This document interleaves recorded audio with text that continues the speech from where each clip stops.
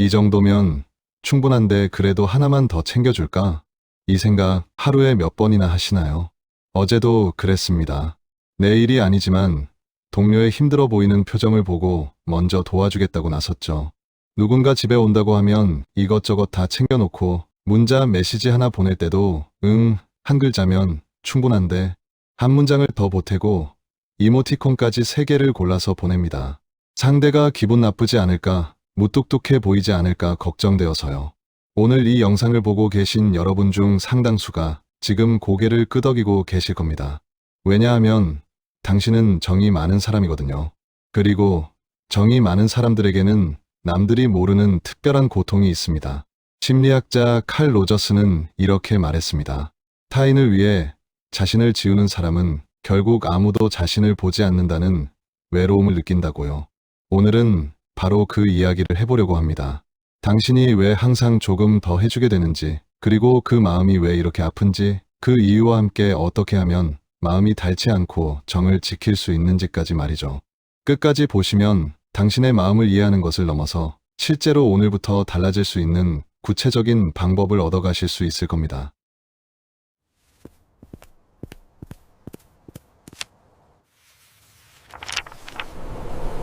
정이 많은 사람에게는 특별한 센서가 있습니다. 상대방의 표정이 조금만 어두워져도, 목소리 톤이 조금만 처져도, 심지어 문자 메시지의 마침표 하나에서도 뭔가를 감지하죠. 혹시 무슨 일 있나? 이렇게 먼저 묻는 사람이 바로 여러분입니다.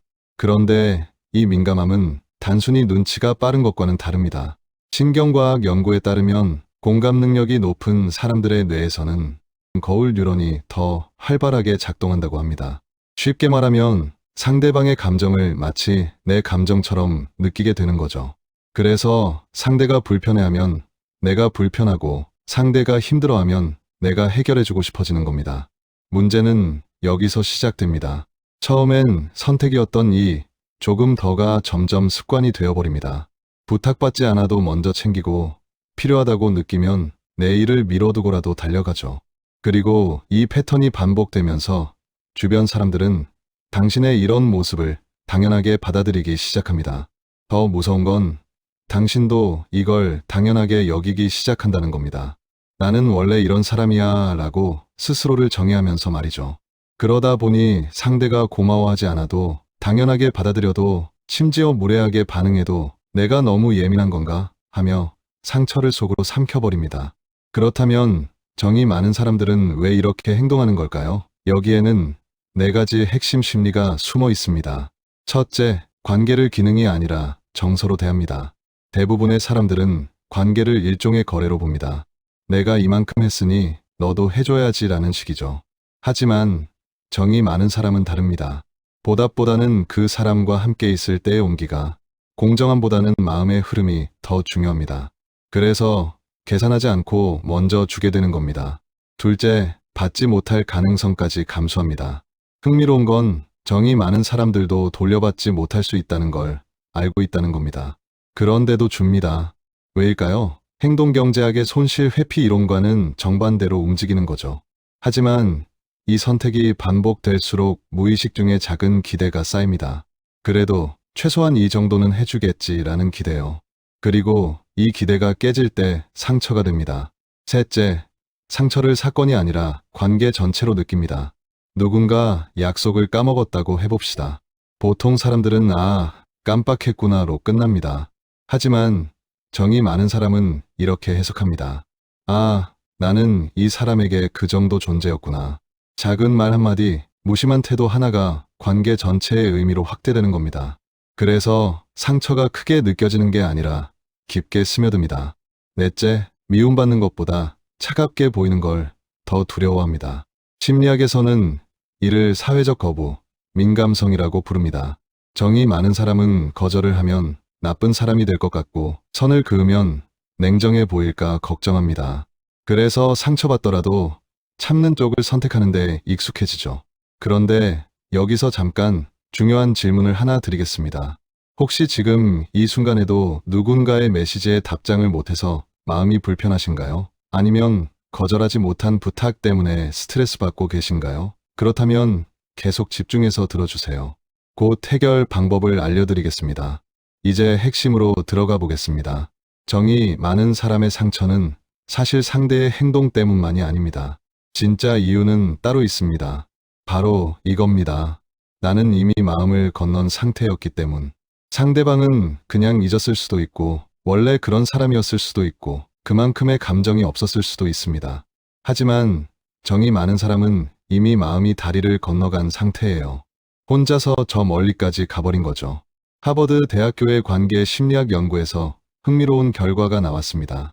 감정 투자의 비대칭성이 클수록 관계에서 느끼는 실망감과 배신감이 기하급수적으로 커진다는 겁니다. 쉽게 말하면 내가 100%를 쏟았는데 상대가 30%만 돌려준다면 마이너스 70이 아니라 마이너스 200처럼 느껴진다는 거죠. 그래서 상대의 무심함은 단순한 실수가 아니라 내 마음이 혼자 떠 있었다는 증거처럼 느껴집니다.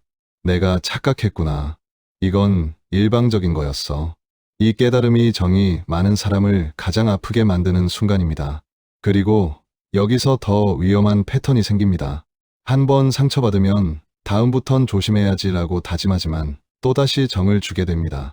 왜냐하면 정이 많은 건 의지의 문제가 아니라 당신의 본성이거든요. 그래서 똑같은 상황이 반복되고 상처는 점점 깊어집니다. 그럼 이제 가장 중요한 질문입니다. 어떻게 해야 할까요? 정을 없애야 할까요? 아닙니다. 정이 많은 건 고쳐야 할 결함이 아니라 잘 다루어야 할 재능입니다. 5가지 방법을 알려드리겠습니다. 첫 번째, 정을 성격이 아니라 자원으로 보세요. 체력처럼 관리해야 하는 자원입니다. 나는 정이 많아서 어쩔 수 없어가 아니라 나는 정을 어디까지 쓸지 선택할 수 있어로 생각을 바꾸는 겁니다. 무한정 쓸 수 있는 게 아니에요. 두 번째, 기대 없는 호의와 기대가 생긴 호의를 구분하세요.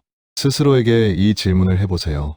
이걸 해주고 아무 반응이 없어도 괜찮을까? 만약 조금이라도 서운할 것 같다는 답이 나온다면 이미 정이 아니라 기대가 섞인 상태입니다. 그땐 양을 줄여야 합니다.